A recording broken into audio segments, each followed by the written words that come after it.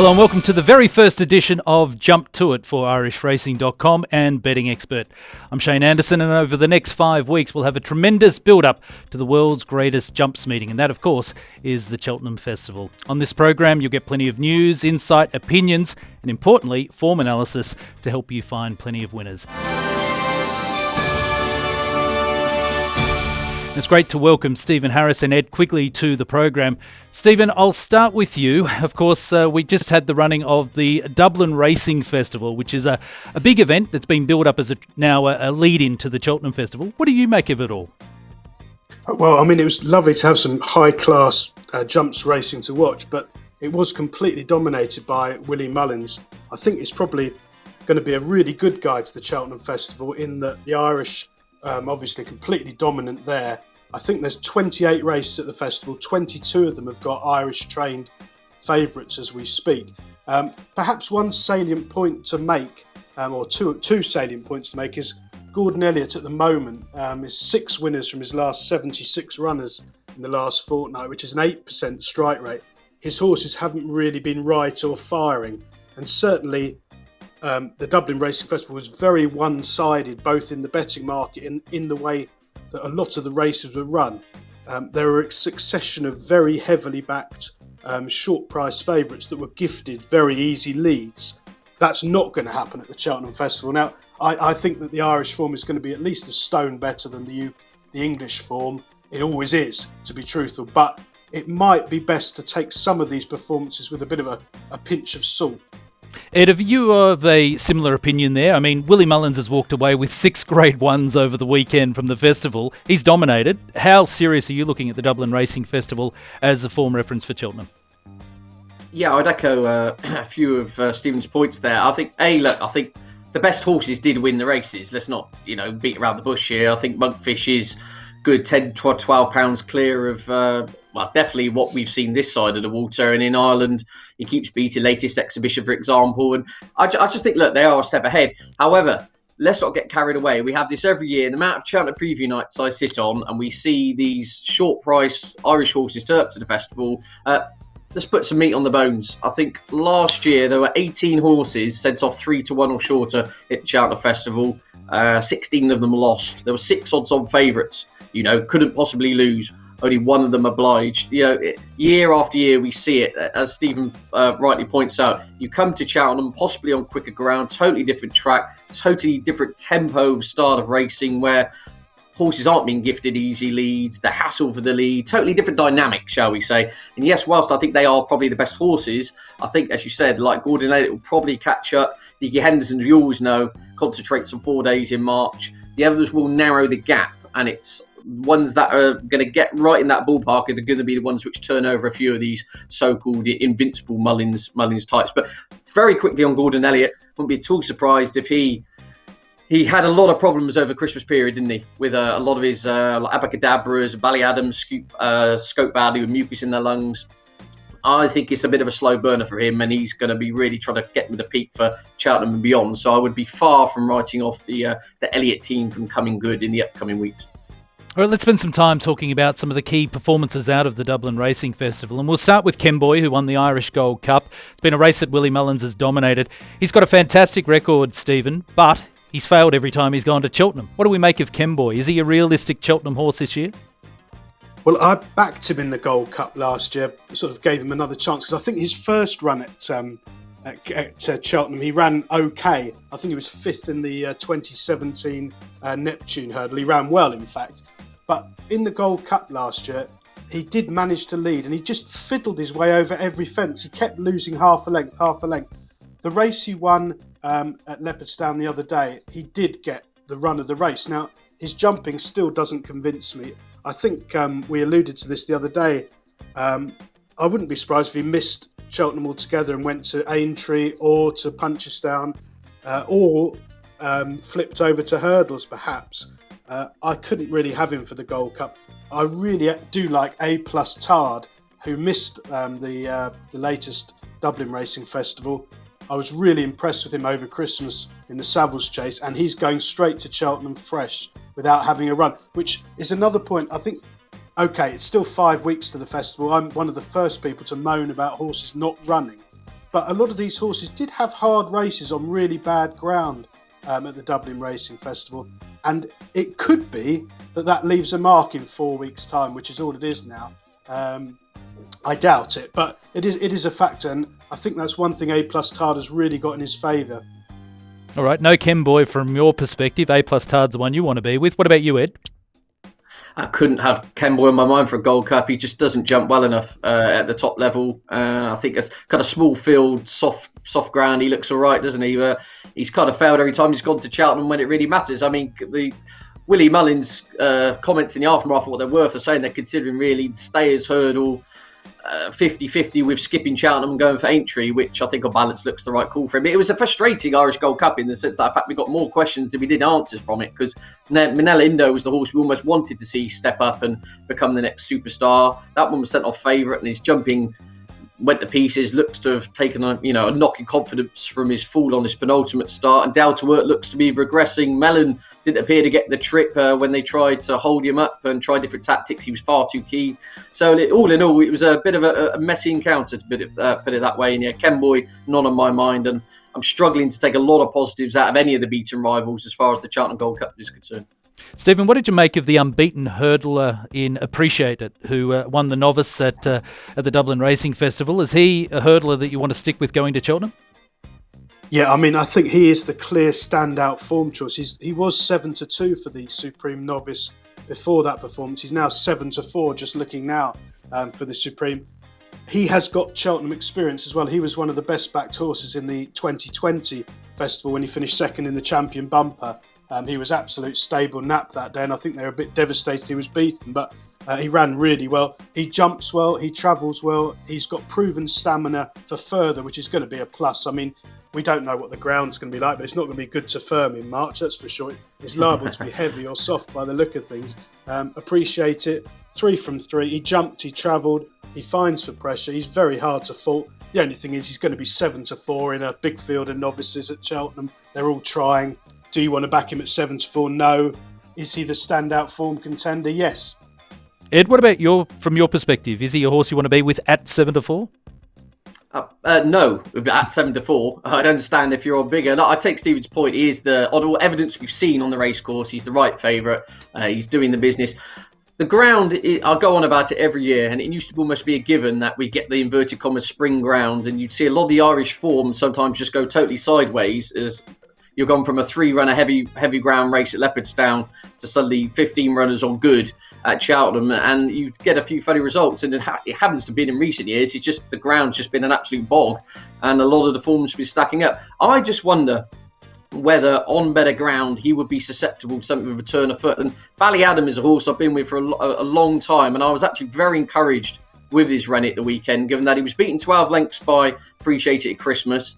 He's got that down to 3.5 lengths here. He bundled the last as well, and I just thought the insight of jockey Jamie Codd was fascinating, because he rode Ballyadam both his bumper starts. He was beaten it 1-4 in a bumper at Navan on heavy, and then he came out next time at Downpatrick and won hard held on ground which is officially described as yielding, was pretty much riding good according to jockeys. And Jamie Codd said it was absolute chalk and cheese, the difference in the feel the horse gave on that type of ground. Now, I would just wonder if we could just get the old Gloucester Dale Sol to move in for 10 days, a bit of dry weather in the build-up to Cheltenham Festival. I do think Ballyadam is naturally the much quicker horse. Appreciate It. It's clearly given him a wonderful staying chase. It clearly stays. And you could see how Ballyadam ate up the ground coming into the home straight, but then it was Appreciate It's stamina in what was a very testing ground, which caused him to pull away. So I still think there's mileage in the price of Ballyadam 9-1, because very quickly, just going through the Supreme anti-post market, I think of the next 12 horses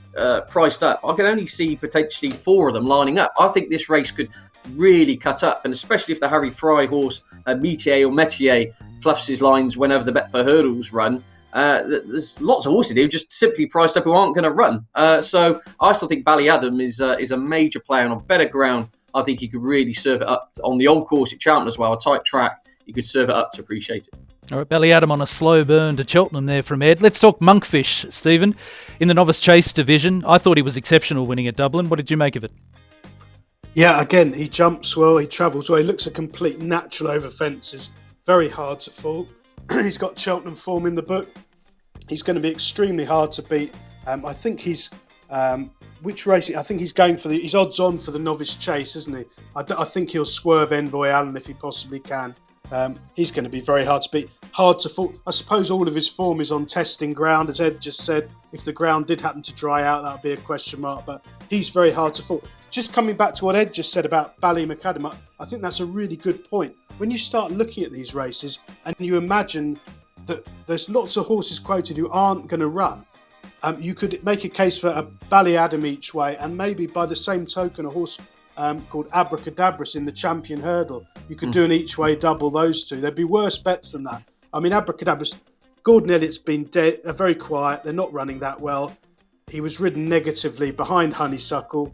He's 12-1. There aren't going to be many runners. There's loads of them impossible to fancy. He's got a good run at Cheltenham last year in the Supreme when just beaten by Shishkin somehow. He should have won, really. So by the same token, when you start looking at these races and imagining what's going to run where, there can be some terrific value if you can get on each way. Outside of the horses that we've talked about, Gaillard du Mesnil was pretty impressive, winning a novice hurdle. We had Chacun pour soi, quite outstanding again, the 4-time Grade 1 winner. And Energumen, who was also a very impressive winner. Mullins certainly has his horses firing. Of those, Ed, who's standing out for you? Oh, very good question. There's an argument Chacun pour soi should probably be shorter for the Champion Chase than what he is on the evidence we're seeing this season on a racecourse. I mean, Altior's 11, this is the second favourite in here. You're relying on old former glories to kind of, he's got to rewind the clock a bit. And then you're into Nube Negra and, who did beat it well enough at Kempton. I think the Champion Chase is looking quite thin on the ground. Energumen is brilliant, bold front-running jumper, isn't he? And his race against Shishkin and potentially All Mankind will be arguably one of the races of the festival, won't it, if they all make it there. He looks absolutely fantastic. And who's the third one you mentioned, sorry? Gaillard du Mesnil, who was impressive winning the novice hurdle. Absolutely. Looks like they're going for the Ballyball with him. I wonder whether he'd be suited by 3, but they seem pretty convinced he's going to go for the 2.5 miler, which will set up, again, an amazing clash potentially with Brayman's Game, the Challow Hurdle winner, and Bob Wallinger, of course, who has looked exceptional when last seen for Henry de Bromhead. So, yeah, Mullins will have a lot more on his plate with those horses when they cross the sea in 5 weeks' time for the Cheltenham Festival. Put it that way. Stephen, I want to get your views on Honeysuckle. She's gone back-to-back now in the Irish Champion Hurdle. She's unbeaten. She looks a superstar. Does she go to the Champion Hurdle at Cheltenham, or will she stay in the Mares Division? Well, I think she'll definitely go to the Champion Hurdle now. I mean, whether or not she should be 5-2 favourite for that is definitely another matter. I mean, the market for the race at the Dublin Racing Festival was quite extraordinary. The chap who I speak to about Irish form, who knows a lot more about it than I did, made Sharjah favourite and Honeysuckle sort of 13-8. I think 6-4, 13-8 and 10 bar. They ended up 10-11, 9-, and Honeysuckle jumped off with an easy lead, made all the running, sluiced up. And if you listen to the comments afterwards, you'd think it was the second coming, really. I mean, it was a race that the market was a bit like Fosslas on a Wednesday, where after you, sir, and the one they backed was allowed to win. Now, Honeysuckle's top class, 10 from 10. Most of her form, bar one race, is in single-figure fields. She has won a 16-runner race, which is probably her least impressive performance. I don't think her form is anywhere near Epitante's. That's not to say that she can't be the next second coming and beat Epitante, but I would be very surprised if she did personally. Epitante, who ran at Kempton, got turned over by Silver Streak over Christmas, reportedly either in season, had a bad back, the horses weren't right. There's a million excuses for her. I mean, she is top class, done it at Cheltenham. I think she should be clear favourite ahead of Honeysuckle, and I think Honeysuckle is actually a very bad price now on the result of what was a straightforward win at the last weekend. Ed, what are your thoughts on Honeysuckle?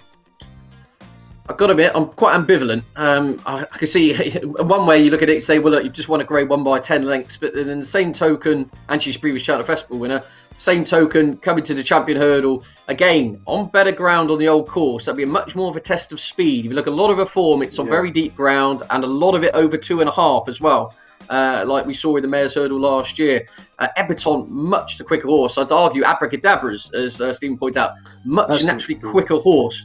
And again, harping on here, but I do think the ground is going to have a huge bearing on this. If the ground came at genuine good to soft, I would be hitting the lay button on honeysuckle all day over 2 miles on the old course. And I tend to agree. I thought myself and Stephen here were going to be absolute loggerheads disagreeing on everything, but I actually think Abracadabras and Ballyadam are two of the standout each way plays in the anti-post market still. I think Abracadabras and the Champion Hurdle, the old course, strongly run race, hopefully better ground. I mean, how many horses can get within a neck of Shishkin in that field? I'm not too convinced there's many of them, and I think Abracadabras is rock solid. And by and large, I'd probably be taking Honeysuckle on. As for Epatante, I don't know what to make of it.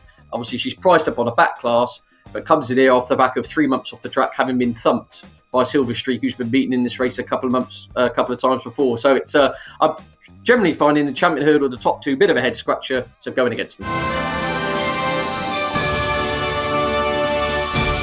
Very good meeting at Sandown also. Native River turned back the clock to win the Cotswold Chase, a rescheduled race, and we also saw Sporting John turn his form around in winning as well. Are they realistic chances, Stephen, going towards Cheltenham? No. No. I mean, Sandown was virtually unraceable. As bad as it gets there, it was quite a surprise the meeting went ahead. Native River, it was good to see Colin Tizard back in form, and actually, on an aside point, I think Colin Tizard will be having a lot of winners, possibly in some of the handicaps at Cheltenham, because his horses have been on the missing list for 4 or 5 months throughout the whole winter. A lot of them have fallen quite dramatically in the weights. Anything that's run well in that time, I think you've got to mark up, because now it looks like they've turned the corner. They've had a couple of winners last week and nearly everything was placed. So Native River bounced back. It was a race that fell apart. Santini spat the dummy out a mile out. I don't think it took any winning at all. He came home alone. It was last man standing. He won't be good enough to win the Gold Cup. I think Ireland are a furlong clear in that race. Sporting John's an interesting one. I mean, those of us who follow JP McManus's horses, without getting into trouble here, I suspect that the win was something of a surprise to those connected to him. He was dropped out. He fell at the first 4 fences virtually under Johnson, which is not totally unusual for Johnson. But I don't think he was expected to be winning that graded race at all. I think they were hoping to get him into one of the handicaps at the festival, perhaps. That now is a busted flush. Again, I doubt the form is anywhere near good enough to win at the festival. Chamblou wants better ground and a flatter track, and is one for Aintree. Sporting John will need to improve his jumping to win at the festival. Ed, your thoughts? Heart rules head. I mean, it was great to see Native River back, wasn't it? But at the age of 11, I couldn't have him on my mind unless it became really heavy ground and the Cheltenham Gold Cup cut up to a really small field and a slog, almost like a Welsh national style thing in terms of the ground. I couldn't really entertain him as a Gold Cup winner. But nonetheless, the side point Stephen raises, I think it was 3 winners since 1st of October. The Colin Tizard team, or some ridiculous statistic like that. It's great to see them coming back. They've had all sorts of problems with mineral levels, they're saying, dodgy batch of hay, and so do look out for a lot of the Tizard horses in the spring, but I couldn't have him. Sporting John, listening to Philip Hobbs interviewed yesterday, it seems like they're kind of 60-40, the Festival Novices Chase, the 3 miler taking on Monkfish rather than the 2.5, although they will consider the 2.5 if the ground came up really testing, because 2.5 on the new course is a fair enough test of stamina. But how shall I say? I mean, Sandown's a fair enough jumping test, but I think he got lucky to get over a few of those. It's going to catch him out sooner rather than later. You make a mistake like that in the hurly-burly of what was the RSA chase, he's going to hit the deck, isn't he? So no, at the prices, no for me for the Cheltenham Festival. All right, fair assessment, guys. We've got good meetings coming up this weekend. Newbury, Warwick. We've certainly had a disrupted schedule due to the cold snap that's hit Europe and certainly the UK and Ireland over the past few weeks. Are we now drawing a line in the sand? Are we expecting to see any more realistic Cheltenham prospects to emerge, say, this weekend or beyond, or is the form now fully exposed? Well, I think this weekend does look a write-off. It sounds as though Newbury and Warwick will definitely be abandoned. They're talking about running Newbury next Sunday, although that will then clash with Ascot, which is on the Saturday. So I don't know how the field size will cut up. I think the problem now is that if it's not this weekend or next weekend, it won't be at all. So they are going to end up going to Cheltenham without a run. Henderson has sort of messed about with Champ so much over the last few months when he could have run him on 2 or 3 occasions. Now everything's got abandoned. I think it's panic stations. They're talking about having another 3-mile gallop somewhere to try and get him fit. I mean, he's a very interesting runner. in the Gold Cup. He's done it at Cheltenham. I still don't know how he won at the festival last season. It was impossible where he came from, really, if you know the horse, or thought you knew the horse. He's got lots of upside, but having not seen him, you do suspect the Irish form will be a lot stronger, and they're all going to be match fit, proven stayers, all the rest of it. Let's just hope we do get the weather eases and racing can go ahead at Ascot and Newbury next weekend. What about your thoughts, Ed? Do you agree? Yeah, it sounds like they're going to cram everything into one weekend, aren't they? You're going to have the Ascot Chase over 2-5, the Denman Chase on the Sunday over 3, if it all gets called off, obviously, and then obviously the Betfair Hurdle. And what I would say, though, just an interesting side point, if, for argument's sake, they rearrange it and it gets called off again, as Stephen says, in terms of going to Cheltenham, I wonder whether they go to Stayers Hurdle with Champ. I mean, can you realistically go into a Gold Cup first time out for the season? And I see they've given him the Stayers Hurdle entry. I mean, it'd be worse. There'd be dafter shouts, I think, if he lined up in the Stayers to have a crack at that. I mean, it would be a phenomenal training performance, given the issues Henderson Claims Champs had to get him to turn up first time out and win a Gold Cup. So yeah, the weather is wreaking havoc and it's wreaking preparations. But I suppose there is the argument to say, look, if you've got a horse that's fit, you can run it. But I suppose every trainer has a different methodology, and in respect, we've got to respect that. And given Nicky Henderson has trained more Cheltenham Festival winners than anyone, pretty much. So, the weather is a big talking point, unfortunately, a little bit more than the horses at the moment. I'm going to put you both on the spot, and I will over the next few weeks as we lead to Cheltenham. Who is a horse that we need to be backing now, Stephen, for the festival? Well, I'm going to stick with A+ Tard. He's still double figures, 10-1. I think he's definitely going to run in the race. He's going to be trained for the race. He's going to be fresh. He's unexposed over 3 Mile 2. I think he'll stay no problems. He's different form lines to some of them. I think Alboon Photo is obviously favourite, but I think 3-1's far too short. So A+ Tard for me at this stage. What about you, Ed? Ballyadam in the Supreme. His jumping is improving race by race. He's been running well in spite of testing around rather than because of it. And as I said, if we did just get a few days of dry weather for the Cheltenham Festival, I think he could easily upset the apple cart and beat Appreciate It on the old course at Cheltenham in the opener. So yeah, he's 9-1 or 7-1 non-runner no bet if you want to take the insurance that he doesn't step on the stone the night before. Stephen Harris said Quigley, great to catch up. Great to see you, Shane. As a jockey, Paddy Flood had great success winning races such as the Irish Grand National and a Coral Cup at the Cheltenham Festival. It's tremendous to have him join the program. Paddy, what is it about the Cheltenham Festival that makes it the one meeting that every jumps jockey wants to win at? Oh, it's just a special place, Shane. Having rode a winner there, I never had a feeling like it, and I don't think I'll ever have a feeling like it again. Just the atmosphere, the crowd, the camaraderie with the Irish. It's just a very special place, and it's like the Olympics. It comes around only once a year, and it's the be all and end all, to be fair, of jumps racing. When you use that terminology as it being like the Olympics, there must be an enormous amount of pressure that goes on your shoulders to ride at a meeting like that. What sort of training regime do you put yourself through to be ready at 100% for the Cheltenham Festival? Well, look, you're pretty much into the swing of things with Christmas in Leopardstown. That's big money racing there. The Dublin Racing Festival wasn't around when I was riding, but that'll just keep the lads ticking over, grade ones, high pressure. And if you can nick a few winners over Christmas for the Dublin Racing Festival, just sets you up lovely for Cheltenham. Cheltenham itself, you like to get there as a jockey as early as you can, ride out in the mornings, get a feel for the buzz, the track, and just get your adrenaline flowing, your fitness and all that should be up to scratch by then. Watching it as a racing fan, it's an amazing course, uphill, downhill. The size of the fences look enormous. Every race looks to be testing. How do you assess the right horse to win at Cheltenham? It depends on the right horse. What you say is, for me, you need a very brave horse to be winning at Cheltenham.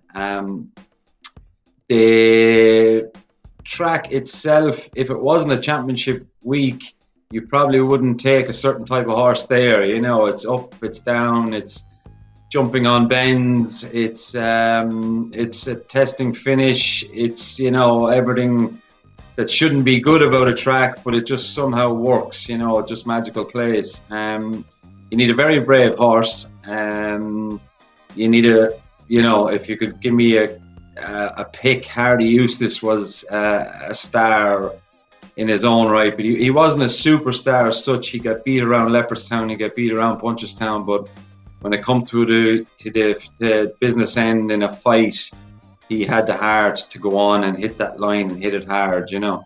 I think you touch on a really important point there. You will get some horses that will just excel at the stamina requirements that come from Cheltenham. Do you ride Cheltenham differently to other courses? Yeah, you would. I would love to be able to ride a horse that could travel in the first 5 or 6 in Cheltenham. Maybe 1 or 2 off the rails. Give yourself a little opportunity that if a horse falls in front of you, you can go left or you can go right. There's always plenty of speed on in Cheltenham. And if you have a horse that can travel in the first 5 or 6, you got a lot of options. If you get back too far in Cheltenham, it's quite hard to get through a packed field because everybody's trying their hardest, and there's not an inch or a quarter given. What's it like riding in front of crowds of up to 70,000? Does it impact the way that you feel going out onto the track? Does it impact the way that a horse behaves going out onto the track? Because it's not often that we see crowds that size being at race meetings, particularly when a lot of these horses are being prepared for Cheltenham. Oh, it definitely does impact the horses anyway. When I was there, I just, you know, I felt like I had arrived, you know, just to get a couple of rides there. It gives you a great lift anyways, you know, you're doing something right to be riding around Cheltenham. The day I rode the winner of the Coral Cup, the 90th minute, he was so relaxed, he done everything right. And, you know, on such a high after winning, I came out in the next race riding a horse for Desi Hughes, a little horse I liked, and just going by the crowd down to the start, he just ran completely away with me, and that was his race over. So, you know, very contrasting. You need a horse that's able to take the pressure, and also a rider that can take the pressure too. From what you've seen so far through the season, which are the stables, the yards, the trainers that are really standing out for you to be the legitimate champions come Cheltenham? Well, look, Willie Mullins has obviously been firing on all cylinders. I think Gordon Elliott kept his powder dry a little bit for the Dublin Racing Festival.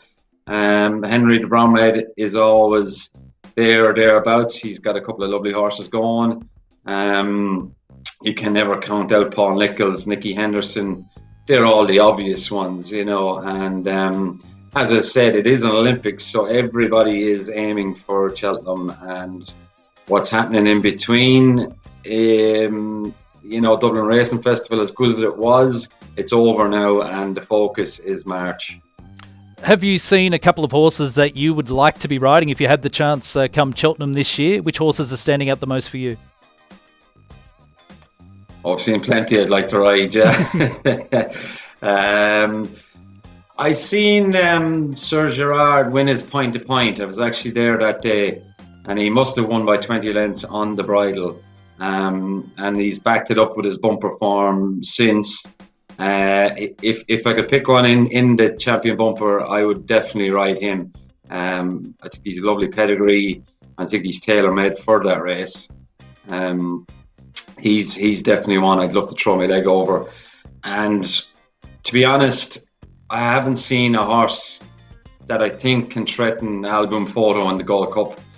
I think Santini's probably, every time he's got out, he's had a grueler, and it just starting to look like it might be getting to him. Album Photo only turns up at Tramore, one little run, easy win, goes to Cheltenham fresh, and, you know, he doesn't spend too much time in the air, Album Photo, if you look at him. So he never, you know, he's never using too much energy jumping, but he has that heart to get up the hill. Monkfish was sensational in Dublin, in Leopardstown. I think he's solid. He's a very, very exciting horse that I know Paul Townend rates very highly.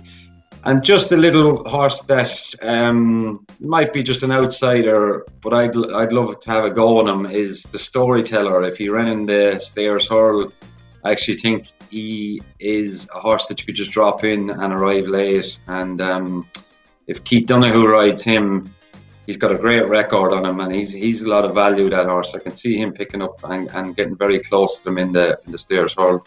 Paddy, great to get your thoughts. Looking forward to catching up with you again in the weeks ahead as we build up to the 2021 Cheltenham Festival. Great to speak to you, Shane. Paddy Flood, and he can provide some outstanding analysis, of course, winning some of the biggest jumps races around. I'm looking forward to having him on Jump to It over the weeks ahead. Well, make sure you head to irishracing.com to keep up to speed with all the latest news, tips and race cards for racing throughout the UK and Ireland. And also head to bettingexpert.com to get Stephen Harris's thoughts each and every day with tips in the UK racing. Let us know your thoughts on some of the big races for Cheltenham Festival. We want to hear what you think as well. Go head to head if you want with Ed, Stephen and also Paddy. Make sure you comment below. We look forward to seeing you next week here on Jump to It.